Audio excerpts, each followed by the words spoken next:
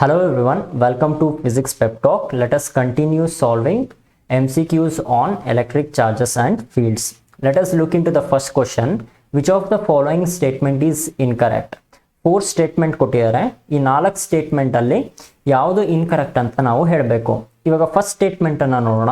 The charge Q on a body is always given by Q is equal to NE, where N is any integer, positive or negative.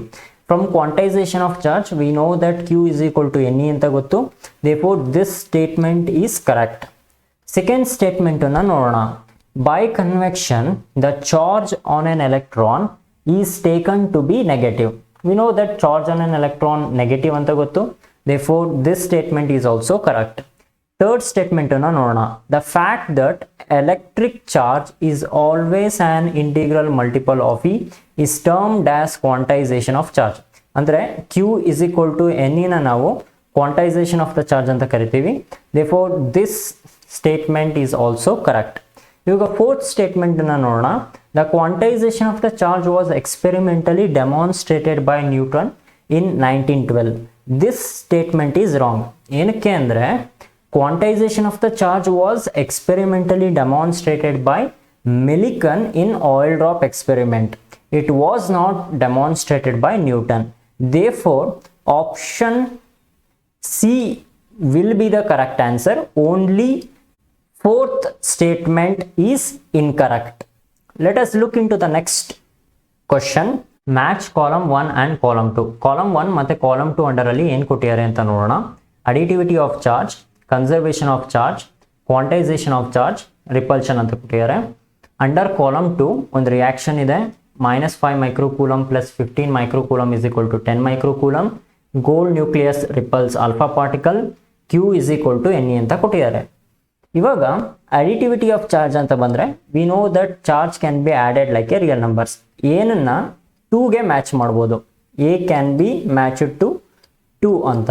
ಇವಾಗ option ನೋಡಿ A to 2 ಆಗಿದೆ, B ಮತ್ತೆ C option ಇದೆ. ಅದರಿಂದ A ಮತ್ತೆ D option ನಾವು neglect ಮಾಡಬಹುದು. ಇವಾಗ ಕನ್ಸರ್ವೇಷನ್ ಆಫ್ ದ ಚಾರ್ಜ್ ಅಂತ ಬಂದ್ರೆ ಇದಕ್ಕೆ ನಾನು ಮ್ಯಾಚ್ ಮಾಡ್ತೀನಿ. ಯಾಕಂದ್ರೆ number of protons and number of neutrons ನೋಡಿ 235 ಪ್ಲಸ್ 1 ಇದೆ. ಇಲ್ಲಿ ಏನಾಗಿದೆ 144 ಪ್ಲಸ್ 89. ಇಲ್ಲಿ 3n10 ಅಂದ್ರೆ 3 ಇರುತ್ತದು, ಅದರಿಂದ 3 ಅಂತ ಬರ್ಕೊಂತೀನಿ. This turns out to be 236. Again this turns out to be 236. Therefore, ಈ ಒಂದು ರಿಯಾಕ್ಷನ್ ಅಲ್ಲಿ ಚಾರ್ಜ್ ಕನ್ಸರ್ವೇಷನ್ ಆಗ್ತಾ ಇದೆ ಅಂತ ನಾನು ಹೇಳ್ಬೋದು. ಇವಾಗ ಕ್ವಾಂಟೈಸೇಷನ್ ಆಫ್ ದ ಚಾರ್ಜ್ ಅಂತ ಬಂದ್ರೆ Q is equal to Ne ಅಂತ ಗೊತ್ತು.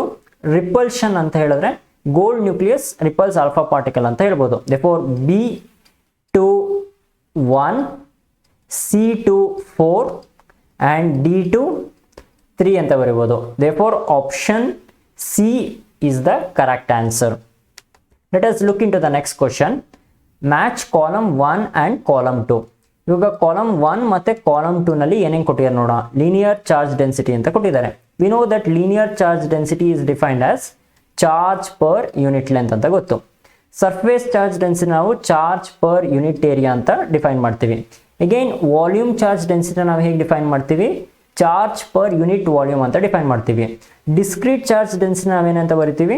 System consisting of ultimate individual charges ಅಂತ ಹೇಳ್ಬೋದು. ಅದರಿಂದ ಇವಾಗ ಮ್ಯಾಚ್ ಮಾಡಿದ್ರೆ ನಮ್ಗೆ ಬಂತು A2 2 ಬಂತು, B2 3 ಬಂತು, C2 1 ಬಂದಿದೆ, ಮತ್ತೆ D2 4 ಇದೆ. ಇವಾಗ ಆಪ್ಷನ್ ನೋಡಿ A2 2, B2 3, C2 1, D2 4 ಇದೆ. Therefore, option A is the correct answer. Let us look into the next question. 4 charges are placed at the corners of a square ABCD as shown in figure. The force on the charge kept at the center O is. ಏನು ಕೇಳ್ತಾ ಇದ್ದಾನೆ ಅಂದ್ರೆ it is at the center of the square ಒಂದು charge ಇದೆ. Due to this charge configuration resultant electric force ಯಾವ direction ಅಲ್ಲಿ act ಆಗ್ತಾ ಇದೆ ಅಂತ ಇಲ್ಲಿ ಕೇಳಿದಾನೆ. Due to plus Q the electric force will be in this direction. Let me call that as F plus Q ಅಂತ represent ಮಾಡ್ಕೊತೀನಿ. Due to plus Q at point C the electric force will be in this direction. Again I will call that as F plus Q. These two are equal in magnitude but acting in opposite direction. Therefore, these two cancels out with each other. Again, electric force due to plus 2q will be in this direction, and electric force due to minus 2q on q naught will be in this direction. Therefore, the resultant force will be along the diagonal BD. Let us look at the option. Here, option B along the diagonal BD is the correct answer. Let us look into the next question. Figure shows two charges of equal magnitude separated by a distance 2a. As we move away from the charge situated at x is equal to 0 to the charge situated at x is equal to 2a, which of the following graph shows the correct behavior of electric field? ಇಲ್ಲಿ ಎರಡು point charge ಅನ್ನು ಕೊಟ್ಟಿದ್ದಾರೆ. ಒಂದು plus Q at x is equal to 0 ನಲ್ಲಿದೆ, ಇನ್ನೊಂದು plus Q at x is equal to 2a ಇದೆ. The distance of separation between these two charge ಏನಾಗಿದೆ? 2a ಇದೆ. ಇವಾಗ ಎಕ್ಸ್ ಇಸ್ ಈಕ್ವಲ್ ಟು 0 ಇಂದ x is equal to 2a move ಆದರೆ electrical field variation ಹೇಗಿದೆ ಅಂತ ಕೇಳಿದ್ದಾನೆ. ಇಲ್ಲಿ ನೋಡಿ, if I consider a point near this charge, ಇವಾಗ ಏನಾಗುತ್ತೆ, electrical field due to this charge will be in this direction and electrical field due to this charge will be in this direction.